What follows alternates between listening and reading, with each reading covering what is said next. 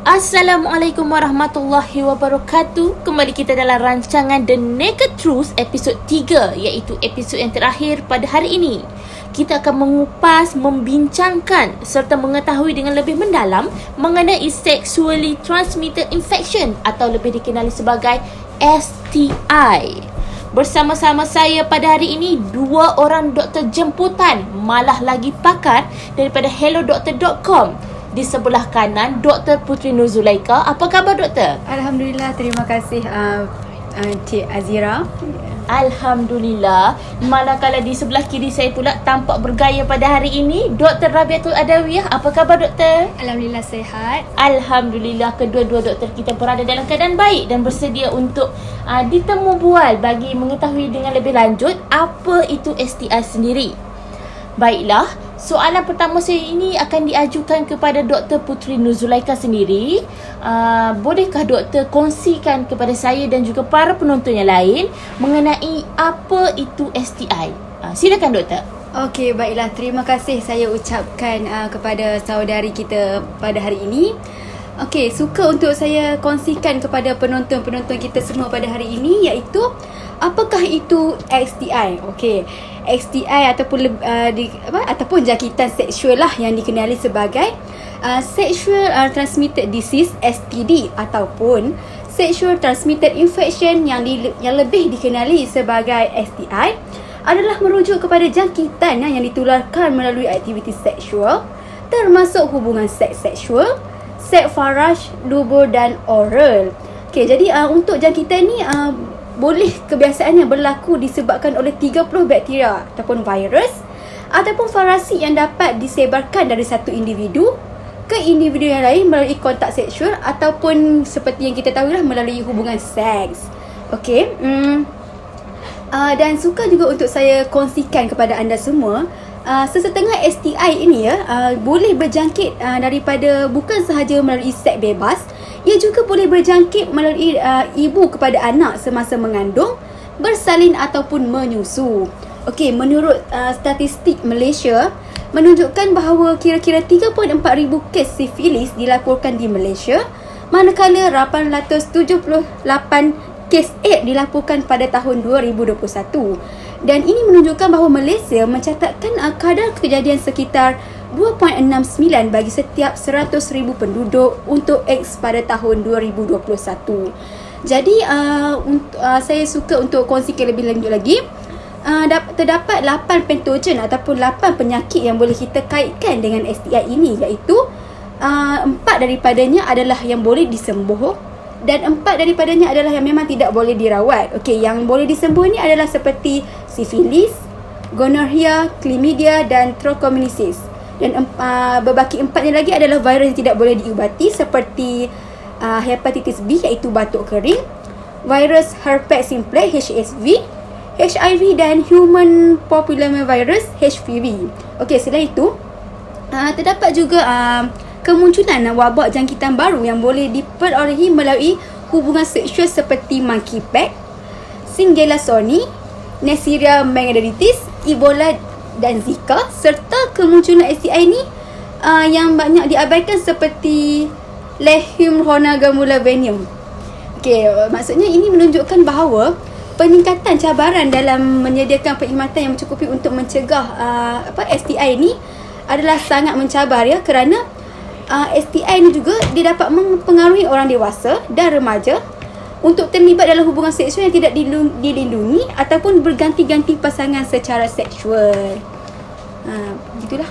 Oh, jadi banyak juga faktor yang menyebabkan STI ini berlaku, dan juga orang kata tak mudah untuk kita ubati penyakit STI dan juga tak mudahlah dari pelbagai cara lah untuk kita menangani STI ini sendiri. Ya, betul. Jadi saya nak tanya pula soalan kedua kepada Dr. Rabiatul Adawiyah tentang apakah kesan-kesan yang timbul akibat jangkitan STI ini sendiri. Bolehkah doktor terangkan?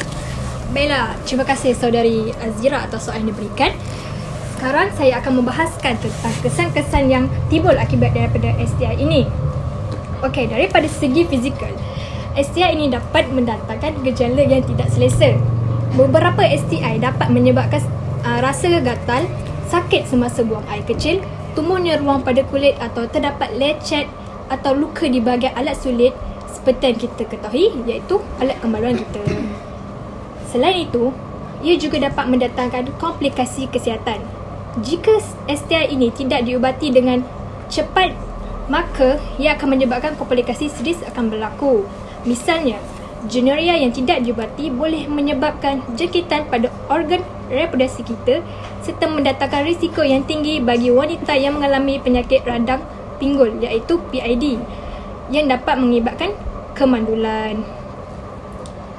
Selain itu, STI juga dapat mendatangkan rasa negatif kepada emosi dan psikologi kita.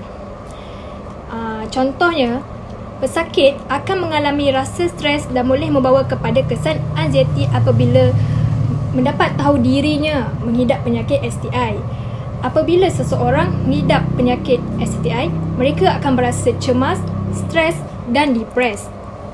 Hal ini kerana pesakit akan sering memikirkan tentang penyakit itu dalam jangka masa panjang terhadap kesihatan, kehidupan dan seksual mereka. Di samping itu, STI ini juga dapat mendatangkan kesan malu kepada pengidapnya. Masyarakat masih lagi menganggap STI ini sebagai tanda perbuatan seksual yang tidak sesuai atau tak bertanggungjawab. Hal ini dapat menyebabkan individu yang terkena jangkitan itu berasa malu akan dipulau atau dikecam oleh orang lain. Di samping itu, individu juga akan suka untuk melakukan hubungan intim bersama pasangan mereka. Individu yang mengalami STI ini akan mengalami rasa suka untuk mempertahankan hubungan intim yang sihat dan aman. Mereka mungkin merasa suka untuk bercakapkan tentang kondisi mereka kepada pasangan mereka dan merasa cemas tentang penularan infeksi ini terhadap orang lain. Selain itu, STI ini juga dapat mempengaruhi hubungan interpersonal individu dengan orang lain secara negatif.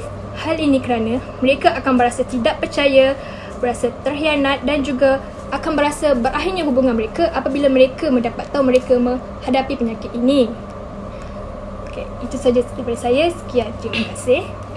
Nampaknya STI ni bukanlah satu penyakit yang orang cakap biasa-biasa, tetapi dia lebih kepada luar biasa kerana ia mempengaruhi faktor individu itu sendiri, ya doktor? Ya, betul. Jadi buat para penonton di luar sana, STI ni bukanlah satu benda yang mana kita boleh pandang secara halai balai, tetapi kita perlu pandang dengan penuh ketelitian demi menjamin satu peribadi ataupun demi menjamin peribadi yang elok lah, orang kata. Betul. Baiklah, untuk orang kata apa, untuk kesinambungan masa depan lah, generasi yang akan ya, datang. betul. Saya setuju dengan apa pendapat doktor. Jadi nampaknya masa ni semakin mencemburi kita. Saya akan beralih soalan yang ketiga pula kepada Dr. Puteri Nuzulaika sendiri tentang bagaimana ataupun langkah-langkah untuk kita mengelak daripada terkena STI ini sendiri. Silakan doktor. Okey, baiklah, terima kasih. Sebenarnya kita tahu bahawa kita sebagai manusia yang biasa ni memangnya akan cuba untuk mempraktikkan seboleh-bolehnya langkah yang dapat kita elak diri kita ni daripada penyakit lah. Jadinya untuk penyakit STI ni terdapat beberapa pencegahan lah yang boleh kita lakukan. Dan antaranya sukar untuk saya kongsikan adalah melalui penggunaan kondom. Okey. Apabila digunakan dengan betul dan konsisten, kondom ni sebenarnya menawarkan salah satu kaedah perlindungan yang paling berkesan terhadap STI, terutamanya untuk orang kata golongan yang menghidapi HIV lah. Kita tahu macam keperluan seks tu perlulah untuk semua, walaupun seseorang itu menghadapi penyakit. Jadi pada saya melalui kondom ni lah dapat melindungi lah, mencegah daripada terus menular. Okey. Tapi walaupun sangat berkesan kondom ni, tapi dia juga tidak menawarkan perlindungan untuk STI yang menyeluruh, sebabnya dia boleh menyebabkan ulcer extragenital, iaitu sifilis ataupun herpes genital. Jika boleh, kondom ni hendaklah digunakan dalam semua seks faraj ataupun dubur. Okey.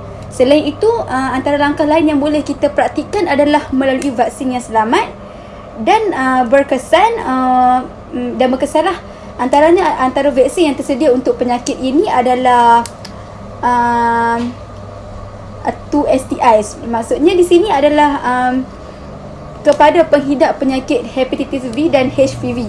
Maksudnya amat digalakkanlah untuk mengambil vaksin sekiranya anda ingin melakukan hubungan seks lah. Okey, vaksin ni boleh mewakili kemajuan besar dalam pencegahan STI. Maksudnya menjelang akhir tahun 2020, vaksin HPV telah diperkenalkan sebagai sebahagian daripada program imunisasi rutin di 111 negara, terutamanya negara berpendapatan tinggi dan sederhana. Jadi untuk menghapuskan kanser cervix sebagai masalah kesihatan awam di seluruh dunia, sasaran ini meliputi sasaran yang tinggi untuk vaksinasi HPV. Oleh itu, pemeriksaan dan rawatan lesi pra-kanser dan pengurusan kanser mesti dicapai menjelang tahun 2030 dan dikekalkan pada tahap tinggi selama beberapa dekad. Tambahan pula, penyelidikan untuk membangunkan vaksin terhadap herpes genital dan HIV adalah maju, dan dengan beberapa calon vaksin dalam pembangunan klinikal awal, terdapat bukti yang semakin meningkat menunjukkan bahawa vaksin untuk mencegah meningitis B iaitu MenB menyediakan beberapa perlindungan terhadap perlindungan silang terhadap genre. Okey, dan berdasarkan kaedah vaksin ini juga terdapat kajian tentang vaksin untuk klamida, gonorrhea, sifilis dan trichomoniasis diperlukan. Okey, maksudnya dalam kajian mencipta vaksin ini juga intervensi bioperubatan lain untuk mencegah setengah STI termasuk terdapat macam cara lain lah untuk kita mencegah STI adalah melalui berkatan lah. Untuk kita tahu kan masyarakat Melayu sinonim, similar dengan orang kata berkatan ni. Jadi dengan berkatan juga kita boleh mencegah lah STI. Selain itu mikrosibida dan rawatan pasangan. Terdapat ujian yang berterusan untuk menilai faedah profilaksi sebelum dan selepas pendedahan STI dan potensi keselamatan ditimbang dengan rintangan antimikrob iaitu AMR melalui penyelidikan ini. Itulah yang dapat saya kongsikan bagaimana kita sebagai masyarakat membantu diri kita sendiri untuk mencegah STI ini. Banyak ya langkah-langkah yang dikongsikan oleh Dr. Puteri Nuzulaika seperti tadi, yang mana kita boleh ambil dan kita boleh terapkan semasa ingin melakukan hubungan seksual bagi yang sudah berkahwin lah. Jadi saya ada satu pertanyaan kepada doktor. Sekiranya seseorang itu melakukan hubungan seksual dan dia tidak mengetahui bahawa dia mempunyai penyakit STI, adakah orang yang bersama dengan orang yang menerima penyakit itu akan terkesan juga? Ya, sememangnya akan terkesan kerana STI ini boleh dijangkiti daripada satu individu ke individu yang lain, walaupun pada asalnya individu tersebut adalah bukan pembawa STI. Ya. Baiklah, nampaknya saya mendapat satu pengetahuan baru lagi pada hari ini. Jadi saya akan berbalik semula soalan yang terakhir kepada Dr. Rabiatul Adawiyah. Ya, saya. Baiklah, sebelum kita mengakhiri rancangan kita pada hari ini, berikanlah sedikit nasihat kepada mereka di luar sana yang cenderung dalam melakukan seks secara bebas. Silakan doktor. Terima kasih atas soalan yang diberikan. Wah, amat pentingnya nasihat ini kepada golongan-golongan yang sering mengamalkan ataupun cenderung mengamalkan seks bebas. Okey.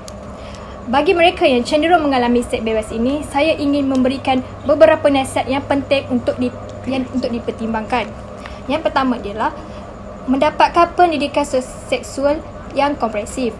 Pentingnya untuk mencari pendidikan seksual yang komprehensif kerana mereka hendaklah memahami risiko dan akibat daripada seks bebas ini serta cara mencegah penularan penyakit iaitu STI dan kehamilan yang tidak diinginkan. Pendidikan seksual yang baik akan membekalkan tubuh mereka dengan pengetahuan tentang anatomi tubuh, metod kontrasepsi serta penggunaan kondom dan pentingnya pengujian STI secara teratur. Selain itu, saya amatlah menggalakkan masyarakat sekalian elakkan daripada menonton pornografi. Kajian Malaysian Against Pornography MAP pada tahun 2018 mendedahkan data yang amat mengejutkan apabila kira-kira 80% kanak-kanak berusia antara 10 hingga 17 tahun telah menonton pornografi secara sengaja. Sementara itu, hampir 89% daripada kanak-kanak berusia 13 hingga 17 tahun menjadi mangsa seksual dalam talian. Jumlah ini amatlah membimbangkan kerana ia boleh membawa kepada pelbagai masalah sosial seperti kelahiran bayi luar nikah. Pentingnya masyarakat untuk mengelakkan daripada menontonnya pornografi ini ialah pornografi ini mencipta jangkaan yang tidak realistik dan menghilangkan kepekaan fikiran kita terhadap pasangan kita. Selain itu, mereka tidak mungkin memenuhi apa yang dilihat dan adakah ingin mereka melakukannya atau tidak. Hal ini menolak tumpuan keinginan sosial mereka di luar rumah dan hanya menyebabkan datangnya pelbagai kesan. Antara langkah terakhir yang saya boleh berikan kepada pendengar semua adalah berdoa secara konsisten kepada Tuhan. Sesungguhnya, doa adalah sebaik-baik senjata bagi orang mukmin. Di sini, saya akan kongsikan dengan anda semua doa untuk mengelakkan maksiat. Allahumma harimi lazata masyiatika warzuqni lazata ta'atika. Maksudnya, ya Allah, haramkanlah ke atasku merasa lazat akan melakukan maksiat kepadamu dan kurniakan aku rasa lazat akan melakukan ketaatan kepadamu. Demikian doa yang saya bacakan tadi adalah doa yang diajarkan daripada Syekh Mutawalli Syarawi. Mudah-mudahan kita diberikan taufik dan tergolong dalam kalangan orang-orang yang soleh. Ini saja langkah yang saya dapat berikan kepada pendengar semua memandangkan masa semakin mencemburui kita. Jadi saya akan serahkan kepada pihak moderator untuk selanjutnya. Nampaknya nasihat bukan sebarang nasihat. Buat para penonton di luar sana, diharapkan atas segala nasihat yang diberikan oleh Dr. Rabiatul sebentar tadi dapat dijadikan teladan untuk diri kita bagi memperbaiki diri dari masa ke semasa. Baiklah, buat para penonton di luar sana, jangan lupa untuk menyaksikan episod 2 kita pada minggu lepas yang telah mengupas tentang menstrual cycle bersama Dr. Putri Nurin Nadirah yang telah dihostkan oleh dua orang pakar kita. Sekian sahaja daripada kami bertiga. Andai kata diberikan peluang, kita akan berjumpa lagi pada masa yang akan datang. Assalamualaikum warahmatullahi wabarakatuh.